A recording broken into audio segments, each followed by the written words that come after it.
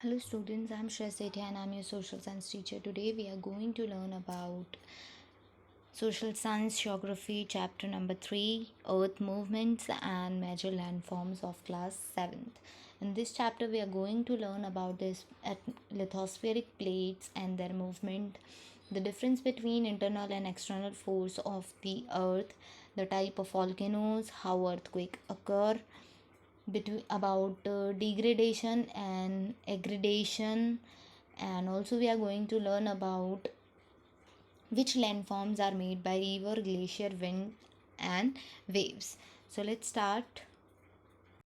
Our earth has not only looked the same about 250 million years ago. All the continents were joined together as a supercontinent known as Pangaea. Now it is considered that, or it is assumed that around 250 million years ago all the seven continents were joined together as a supercontinent जिसे कहा जाता है Pangaea. A set of huge ocean is was called as the Panthalassa. According to the theory of continental drift put forward by a well-known geoscientist, Alfred Wegener, the supercontinent Pangaea began to break up about 200 to 225 million years ago. और एक continental drift theory है जिसमें ये माना जाता है कि ये जो सुपर कॉन्टिनेंट था पेंजिया, ये ब्रेक होने लगा around 200 to 225 million years ago, और जिसके कारण 7 कॉन्टिनेंट्स का फॉर्मेशन हुआ.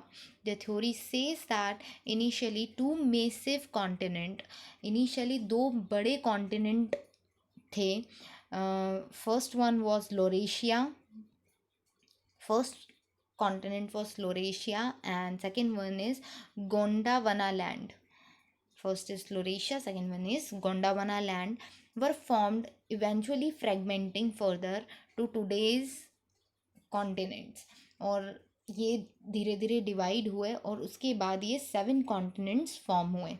इनिशियली सिर्फ कितने थे? 2 कॉन्टिनेंट्स थे, राइट? ऐसा माना जाता है. Then lithospheric plates. The Earth's crust is broken up into a series of plates called lithospheric plate. अब अर्थ क्रस्ट बहुत सारी प्लेट्स में, सीरीज ऑफ प्लेट्स में डिवाइडेड है, ब्रेक है उसमें, जिसे लिथोस्फेरिक प्लेट कहते हैं. there are some there are 7 major lithospheric plates and some minor ones. अब 7 मेजर लिथोस्फेरिक प्लेट्स हैं और कुछ माइनर हैं. The 7 major lithospheric plates are African plate, the Indo-Australian plate, the Eurasian plate, the Pacific plate, the Northern American plate, the North American plate, the South American plate and the Antarctic plates. ये कुछ 7 major lithospheric plates हैं. ये 7 major lithospheric plates हैं.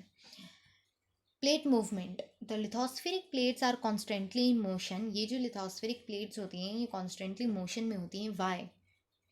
The tremendous heat generate inside the core of the earth causes the rocks in the mantle to melt. These molten rocks expanded and rise and push the plates away from each other. They cool down, they sink and brings the plate towards each other. This process is called plate tectonics. ना ये जो lithospheric plates होती हैं constantly motion में होती है. Reason is जो ट्रमेंडियस heat जो अर्थ की सरफेस के अंडर प्रेजेंट होती है, बहुत हॉट, जैसा कि हमने लास्ट चैप्टर में पढ़ा था कि एक्सट्रीम हॉट कंडीशन होती है, राइट? जिसके कारण जो रॉक्स प्रेजेंट होती हैं वो क्या होती हैं? मेल्ट होने लगती हैं. और मेल्ट किस फॉर्म में होती है? मॉल्टन मटेरियल में वो मेल्ट हो जाती हैं. फिर उसके बाद ये धीरे धीरे एक्सपांड होने लगती हैं। आपने देखा होगा कि लिक्विड मटेरियल जैसे ही जगह मिलती है तो फैलने लगता है। तो सिमिलरली ये जो रॉक्स मेल्ट होके मेंटल के रूप में आती हैं, लिक्विड सेमी सॉलिड जो मटेरियल होता है, जैसे ही ये उस फॉर्म में हो आती है तो ये जो है ये एक्सपांड होने लगती हैं, रेज होने लगती हैं और पुश करने लगती हैं प्लेट्स को अवे फ्रॉम ईच अदर, कुछ इस तरीके से। लुक एट दिस पिक्चर, यहाँ पे मॉल्टन मटेरियल है, जैसे ही ये मेल्ट होगा तो ये क्या होगा, एक्सपांड होंगे, right.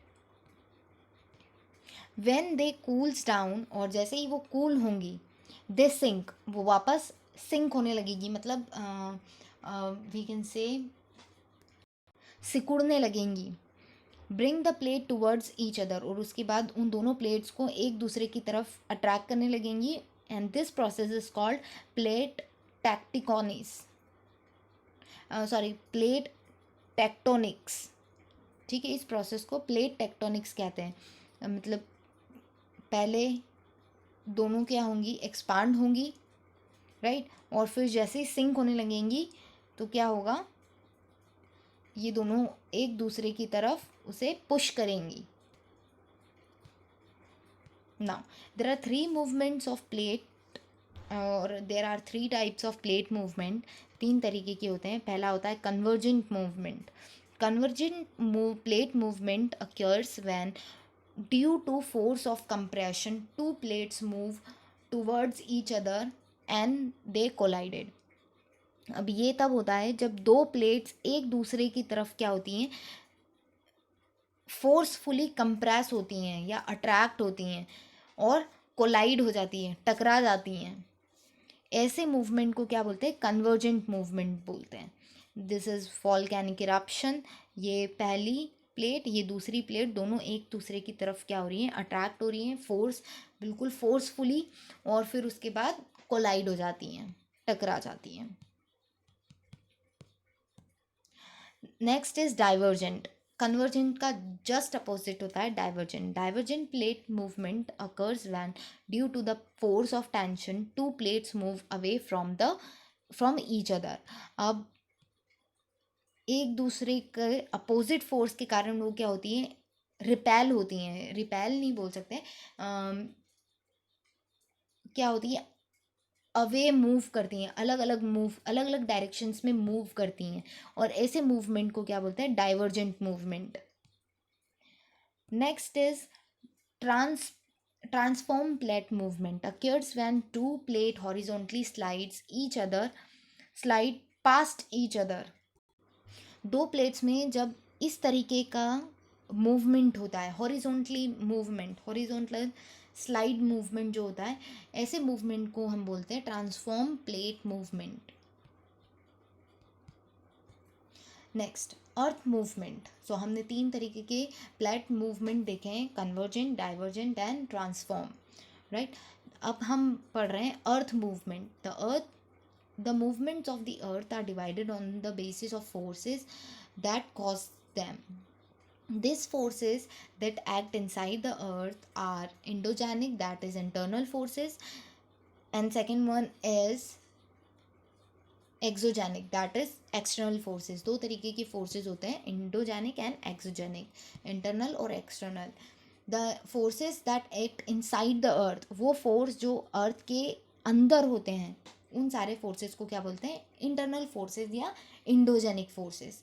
They are of two type, first one is sudden and second one is diastrophic. अब इंडोजेनिक को भी, जो इंटरनल फोर्सेस हैं, उन्हें दो पार्ट्स में डिवाइड किया गया है। एक तो होता है सडन, सडनली कोई फोर्स आना, और सेकेंड होता है डायोस्ट्रॉफिक फोर्स। डायोस्ट्रॉफिक फोर्स, सडन मूवमेंट तो हम बोल सकते हैं अर्थक्वेक, वॉल्केनिक इरप्शन, लैंडस्लाइड, ये सारे। और डायोस्ट्रॉफिक फोर्सेस क्या होते हैं, mountain building is example of diastrophic force. Next, the force that work on the surface of the earth. अब वो फोर्स जो अर्थ की सरफेस के ऊपर आता है, ऊपर की साइड में,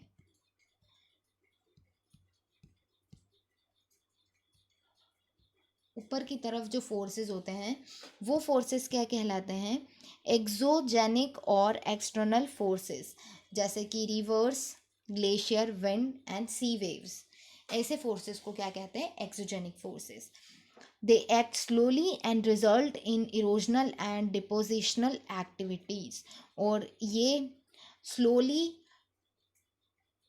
क्या करते हैं? इरोजन होता है, सॉइल इरोजन हमने पढ़ा है, सॉइल इरोजन होता है। और डिपोजिशनल रिजल्ट क्या होता है? डिपोजिशनल एक्टिविटीज़, जहाँ से इरोजन हुआ है कहीं जाके डिपॉजिट हो जाएगा। तो इन मूवमेंट्स के कारण स्लोली इरोजनल और डिपोजिशनल एक्टिविटीज़ होती हैं।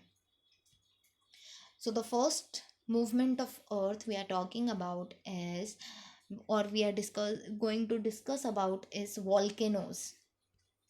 You must have studied further about volcanoes. A volcano is the opening of the earth crust through which magma comes out. Volcano क्या है? Suppose this is a mountain, and a small opening of a mountain or the earth surface from which magma comes out, जिससे magma आता है बाहर, like this is a mountain, और it's a small opening जिसके through magma कहाँ आता है? बाहर।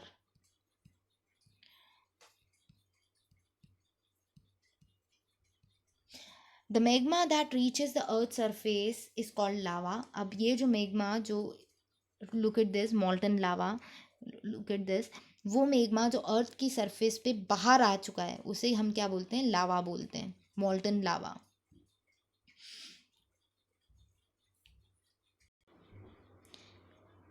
And the passage through which it travels is called a went. अब जिस पैसेज के थ्रू ये जा रहा है बाहर, इसे हम क्या बोलते हैं? वेंट। ये सब वेंट है, जिसके थ्रू ये बाहर की तरफ निकल रहा है।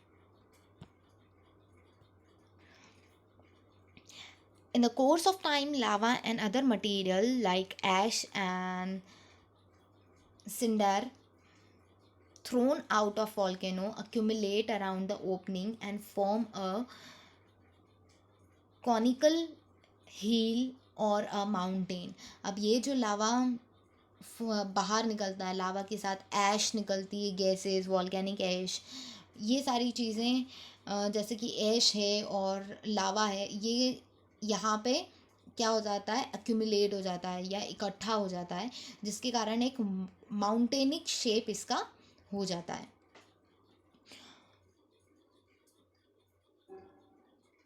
The top of the volcano has a cup shaped or a funnel shaped depression which is known as a crater.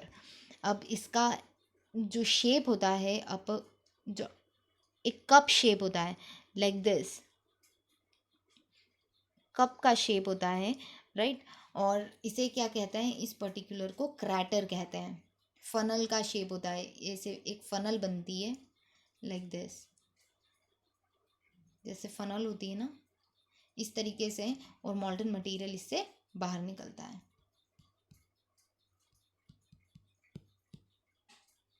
On the basis of frequency of eruption, volcanoes can be classified into 3 types. Volcanoes majorly उनकी frequency के basis पे, मतलब उनकी duration के basis पे, कितने frequent हैं वो, राइट, उसके बेसिस पे 3 टाइप्स पे डिवाइड किए जाते हैं। First one is active volcano.